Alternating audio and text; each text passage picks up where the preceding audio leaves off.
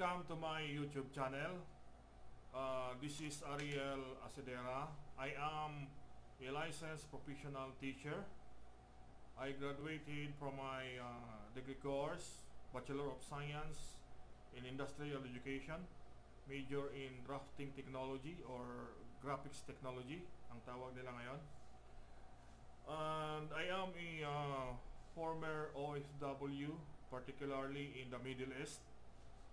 My experience is more on in the architectural field. I involved in technical drawing, shop drawings, 3D modeling and rendering, as well as the animations. And now I am earning units in architecture, so I can practice the architectural profession here in the Philippines. Ginawa ko itong video na ito ay upang makatulong sa mga aspiring architects, engineers, and draftsmen. Kasi napuna ko kasi lalong-lalo na sa mga freshmen, kasi di ko alam kung na-introduce sa kanilang senior high school. Ang alam ko, di ba, yung mga pumapasok sa engineering field, architecture, engineering, ay ang strand nila sa kanilang senior high school ay STEM. So I expect na sa kanilang senior high school ay na-introduce na itong mga drawing instrument na ating i-discuss ngayon. Kasi napuna ko kasi hirap, karamihan, hindi man lahat, hirap i-manage o i-manipulate yung mga simple drawing instrument na mayroon tayo. Okay? Unang-una, ang i-introduce ko sa inyo ay itong T-square, no? Yan. So, this drawing instrument, this is used for constructing horizontal lines. Okay? Itong T-square na hawak ko ay mayroon siyang detachable head sa kanyang blade. May mga T-square kasi na fix na itong head, no? Ito yung common na nabibili kasi very convenient ito. Pag hindi mo na ginagamit, ay pwede mo lang tanggalin itong head at ilagay mo doon sa kanyang lagayan, yung jacket, no? Para convenient, lalong-lalo na kung ikaw ay nagko-commute. Okay? Ilagay mo lang doon sa jacket, ay very convenient na. Itong ating T-square ay mayroon siyang karamihan kasi sa T-square ay mayroong solid na acrylic. Ito naman ay combination of wood and acrylic plastic. Okay? The upper part, makikita nyo mayroon itong mga guhit-guhit dyan. Ang tawag dyan ay graduation.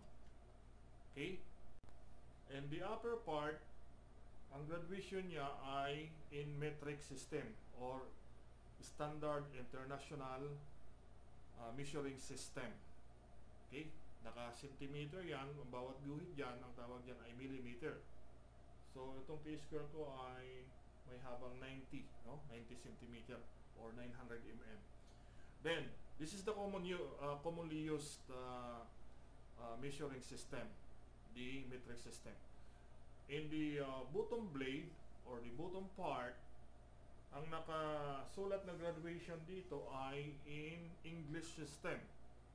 Ibig sabihin nakapulgada or in feet.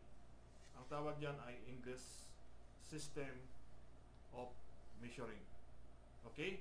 So, our T-square, we have two parts, the head and the blade. As architecture student, I recommend na yung pinakamahaba, no? This one is 36 inches. Again, no? Inuulit ko nga pala, never ever use T-square in constructing vertical line. This is only used for horizontal line at gamit din ito para dito mag-slide yung ating mga triangle.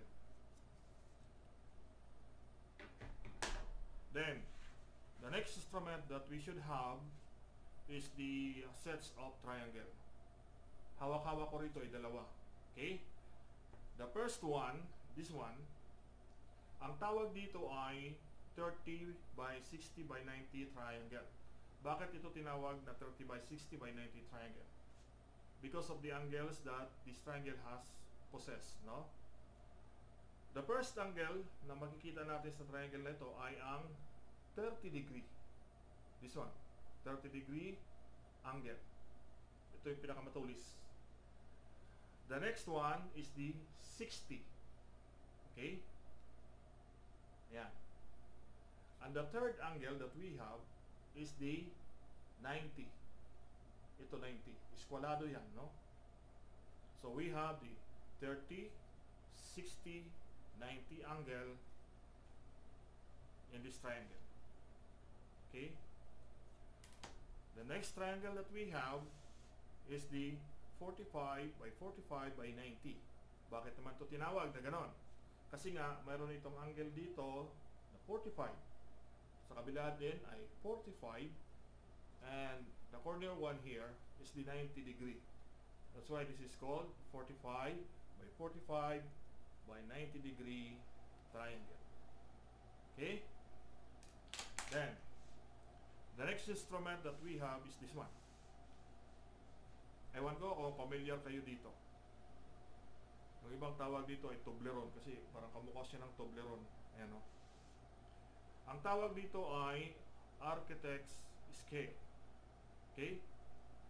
Sooner or later naman ay ituturo ito ng mga professor ninyo. Okay? Lalo na pag nagkakaroon na kayo ng mga scaling word.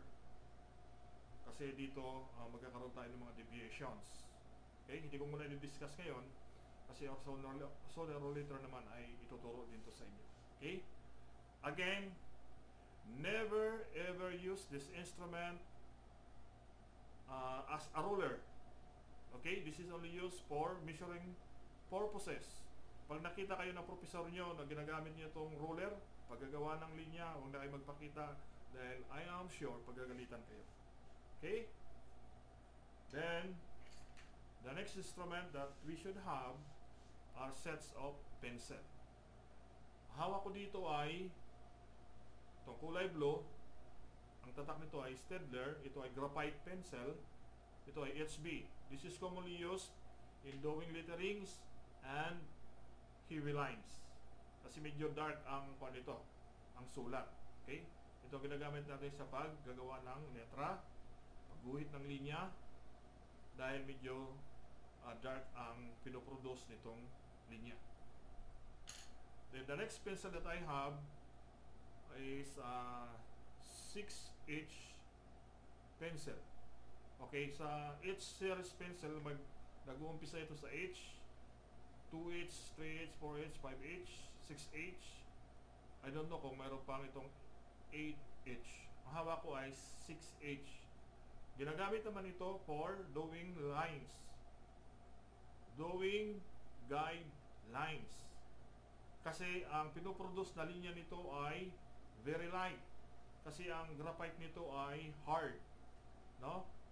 That's why I always have two sets of pencil, the HB and the H.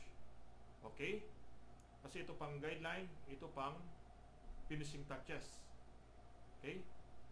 So, ito yung mga basic drawing instrument na dapat mayroon tayo. Okay, sa part 2 ng ating video na ito ay ituturo ko sa inyo kasi napupuna ko the first exercises na ibinibigay sa atin ng mga professor ay line exercises. They're doing the vertical, horizontal, inclined lines. Okay?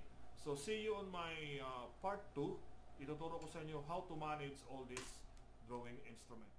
Thank you and see you.